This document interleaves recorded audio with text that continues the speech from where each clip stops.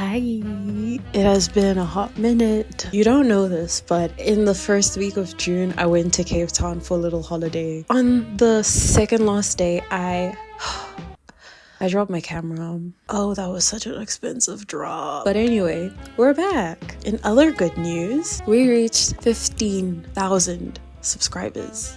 Thank you so much. I didn't even introduce myself. Sup, howdy, welcome to my YouTube channel. I'm Rumbo, yay! And for those who don't know me already, I'm an artist and I make videos just about that. If that interests you, you might want to hit the subscribe button down below. We've hit 15,000 subscribers. 15,000 thumbs pressed subscribe. Why?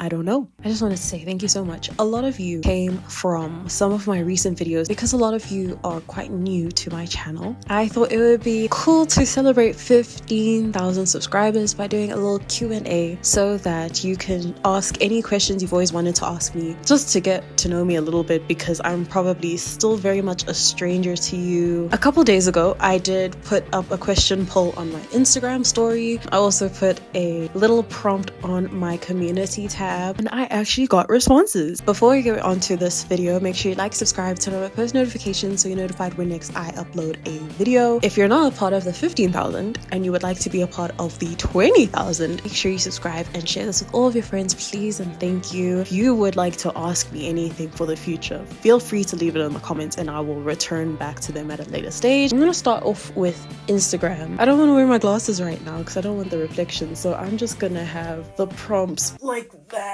So the first question is, at what age did you first discover your art's talent? I don't think I've ever really considered my art side as a talent. So I don't know if I ever considered myself talented art-wise. I've always been artistically inclined. In grade 9, when I transferred high schools and I met my new art teacher, she really fueled my passion for wanting to pursue art more seriously. Do you have some advice on self-confidence and time management as a fine art student? Whew, the pieces of advice I really wish I heard before I started art school. Number one being, your lecturers' opinions are not the be-all and end-all. Sometimes you just have to respect their advice, but leave it aside. Comparison is a huge thief of joy. All of your peers are also artists, so you see what they make, and a lot of them, freaking all of them, are like hideously talented. When you compare yourself unhealthily, then like you start to think that you're not as talented, or you're not. I said I didn't like using that word and now I'm using it, but you think that you aren't worth being there, which is a lie, because you're there, because everybody's coming from a very different background and point of view, and everybody's minds think very differently. So you'd be cheating yourself and your art if you think that you can equally compare yourself to the next person. On time management, develop it very fast, because my first year of fine arts jumped straight into COVID. I was home a lot,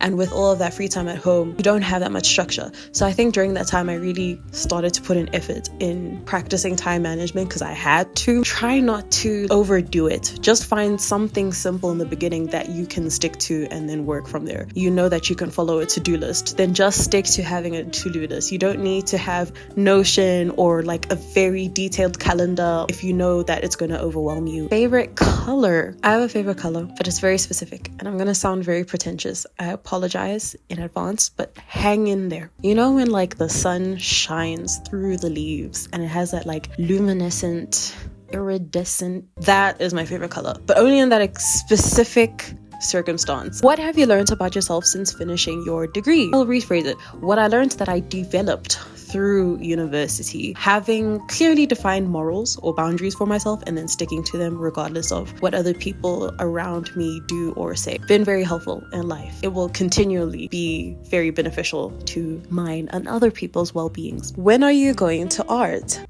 No, I'm kidding. I'll get back to you on that. What inspired you to start YouTube? The first time I got onto YouTube, besides watching like music videos or like parody music videos, I don't know if you remember that era, or am I just kind of getting old? In 2012/2011, so I was in grade 4 or 5. At that time, I was literally just like watching Barbie DIY videos. My Froggy stuff, if any of you guys by any chance watched My Froggy stuff, it's her on like Bethany Moda, Alicia Marie, My Life as Ava. I've been on YouTube YouTube since 2012, and I've really like admired a bunch of YouTubers, and I knew that I wanted to. Back then, it wasn't an avenue to pursue at all, especially for someone who's not American. So it was like a pipe dream. I did upload like very cringy videos when I was like 14, 13 and stuff. One of them was like a very cringy 21 Pilots one when I was a huge fan.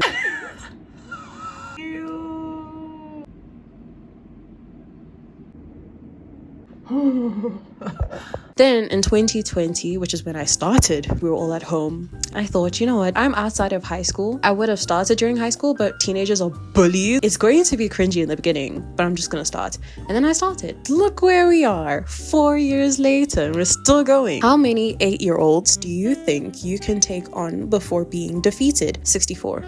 What do you find fun in art, and how was your college experience? I love your videos. Oh, thank you. What do I find fun in art? I don't know. I don't know how to explain it. I just love how I feel thinking about something and then like putting it to paper. But I can't even say that's the only thing I find fun in art. I just like all of it. Of course, it's very frustrating at times. And how was my college experience? It was interesting. I remember more what I did, the people that I made friends with and all that stuff, more than my curriculum. I can't tell you anything I learned in history of art in third year. How has God shaped you in your journey of being a creative? So if you don't know, I am Christian. The only way I think I can answer this question is my relationship with my identity as a creative shifted when I truly realized that I was made by the ultimate creator. Put that on a mug. Not really a question, but I was no longer enjoying my fine art course, and I'm left with 6 months till I graduate, stressing about my marks because I did what I wanted to, but my lecturer isn't a fan of the art movement, and that reflects badly on my marks. I did 2 out of 6 artworks. I'm planning on just how do I euphemize this? I'm planning on just kissing up and doing what she wants so I can pass. My brother sent me his drawing and he's 14. He's just gotten me a little bit more inspired to do what I want at my own time. I resonate with you. I empathize. I have had that experience. You said it's not really a question, so I don't know if I should give advice. You can ignore it. If it were me, and it has been me in the past, seeing as you are left with 6 months, it would be a waste to not at least have a piece of paper after everything you have done over however long this course was. The practical advice I will say is to just try and do what gets you marks so that you can have that paper and then be done with it. That's the one thing that a lot of me and my peers had been contending doing art in an institutional space, is that it still has to follow what is accepted in an institution, which is messed up because art is supposed to be subjective. Still, it just sucks when here I'm reading, your lecturer is making you suffer consequences for doing what you want, which is what art's supposed to be, doing what makes you happy. You know what I mean? To an extent, so long as you're not harming people or being morally messed up, which I don't think you are. That doesn't mean that you have to stop what you do on the side. You can have art for school's sake, and then in your own time, then you can really tap into what you enjoy. That's what I did, and that's what kept me going, is during the times where I hated what I was doing, having something, my own little safe space where nobody can tell me what to do. We're going on to the YouTube comments, but before we get on to that, if you're enjoying so far, make sure you like and share and all of the stuff. How can artists use color theory to create specific emotions in their art, and what are some examples of this from different art periods? How does color theory even work? I can't explain that to you, my boy. I'm sorry. I also don't know. I don't know how to explain it. I'll just leave this watch this video because it helped me a lot. No, to answer the second question, succinct answer is that color does a lot of different things in different circumstances, and you can manipulate that to create different effects. Research how other artists have used color theory to create different emotions in their art, tweak it to your own style. When you do a lot of research and study in that area, and also just trial and error, because I'm also big on just do and not overthink it, then you can take that and create different emotions. Give me a second, my cat is crying bloody murder for me to open the door. What are examples of this from different art periods? You see, I haven't brushed up on my art history in a hot minute. Recently, I have been looking into a lot of film studies, and one of the more famous directors is Wong Kar-wai, and he is very notorious for his color use in his films. He used color to show plot lines, to emphasize them, like isolation, and like he created his own very distinct color palette. That's an example. Have you had an experience where you just could not draw, no matter how hard you tried? And if so, how did you get out of it? Yes, I have. And I have too many videos talking about creative burnout. I currently have been struggling to draw forever. One of the things that I have said in some of my videos is just accepting that your body doesn't want to draw and using that period to rest, because rest is also important. You might be thinking like, what do I need to rest from? I'm not even like doing much, but mental rest is a thing also another way I got out of it, or slash currently what I'm doing now, I am just drawing what I want to draw, doing what I want to do just because I want to. I'm not even showing anyone it, not creating for it to be seen, and that has been helping me returning to drawing, because I feel like personally I haven't drawn because I've been having too many high expectations of what I should be doing. Where are you from? I resonate with you because I'm a woman and African and also into art. It's not really a common thing. I also recently started a YouTube channel. However, I'm a speech therapist by profession and do art as a passion and another form of income, and prefer to keep it that way. I'm from South Africa and you look kind of South African.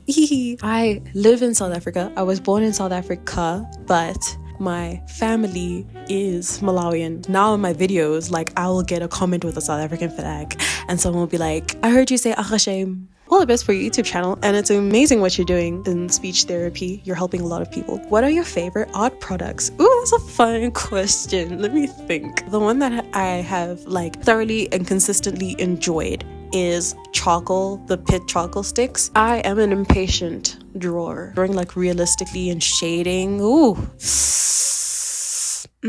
I like charcoal because I can be aggressive and call it a style. Micron pens and watercolor and acrylic paint. Craziest ex story? Are you scared of bugs? Least favorite would you rather question to date? Childhood memory that stuck with you? Cereal or oatmeal or yogurt and granola? Any allergies? What are little pet peeves in content creation /art/life you have? Is this too many questions? No, it's not. Okay, I'm gonna rapid fire this. Craziest ex story? I don't have one. Are you scared of bugs? Not scared anymore, I just don't like them. Least favorite would you rather question to date? All the ones people make online that are weirdly ancestral. What's wrong with you? Childhood memory that stuck with you? I remember back in grade R, so kindergarten, I don't know, we were coloring in Winnie the Pooh, and someone had the audacity to call me out because I was coloring Winnie the Pooh in orange and not yellow, but the yellow they had was like a green yellow, and I was like, yo, Winnie the Pooh is not greeny yellow. No, it's more like a warm yellow. I knew my colors back when I was 5. Cereal or oatmeal or yogurt and granola. I don't really like breakfast foods that much. What are little pet peeves in content creation /whatever? I say a pet peeve in content creation right now is that a lot of people are seeing it as just trying to pump out as much to get as high stats as you can, and I don't like that, especially on like short form content. I feel like people are just pumping out content without like putting in heart. You sound South African. Where are you from? Where have you traveled and where do you want to visit? I've traveled like the lower half of Africa. I've also been to the US. I'd say my top 3 destinations right now are the Dolomites in Italy, Switzerland, and East Asia.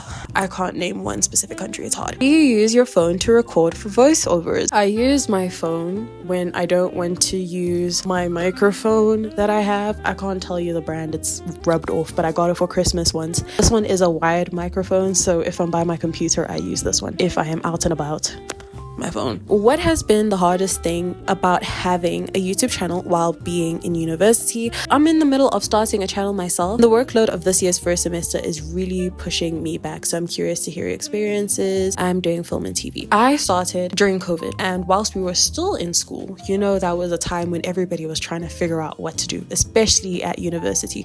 So I definitely did have a lot more free time on my hands to create a lot in the first year, and going throughout the years, the workload is much lighter. That being said, I'd be lying to you if I told you I had a healthy work-life balance during that time. First year is always the heaviest in the amount of time you're expected to be on campus and in class, because you have the biggest amounts of course loads. I don't know if it's the same for film and TV, but that's how it was for me in first year. My last year, like guys, going to school was a suggestion. So I tried to see how I could optimize my art creating time so that I'd still have enough time to create videos. But I did edit into the night, into the morning, full days editing, weekends editing and recording and stuff. Like, I'm not saying it's a healthy balance, but it will get better. It's not really advice, but maybe to start off where you do have open slots in your week, look at your schedule and see where you can like dedicate pure time just to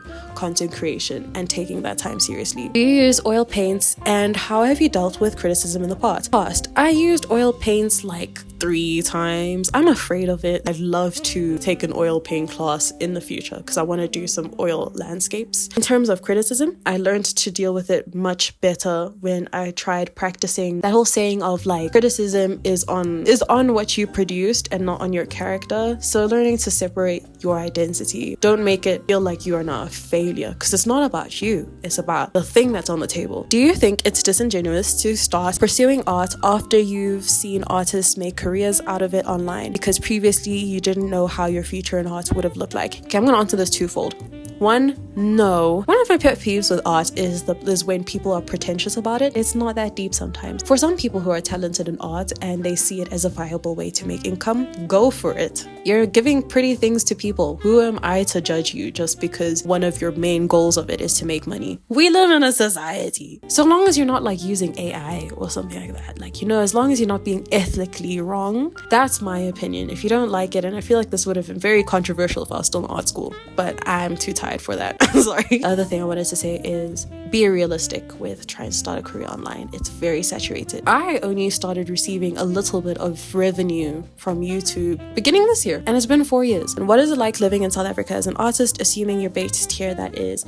Living in South Africa as an artist is interesting because you really see how history is reflected / woven into the art that is produced here. The art circles here run very small. Everybody knows everybody. It's interesting when you start to get closer in proximity to the artists you studied in high school and you used to like. My personal experience has been very conflicting. It's been a roller coaster, especially because some of the art I made and the subject matter is different to what I see a lot in contemporary art scene in South Africa, especially because I used to talk a lot about my experience in South Africa and like the kind of hostility I faced because I wasn't seen as like black enough because I only speak English, or, you know, because like I don't know any other cultures because I grew up in predominantly white neighborhoods, or, you know, I wasn't like taught any other language except for English. And also the styles that I decided to explore in my art, I don't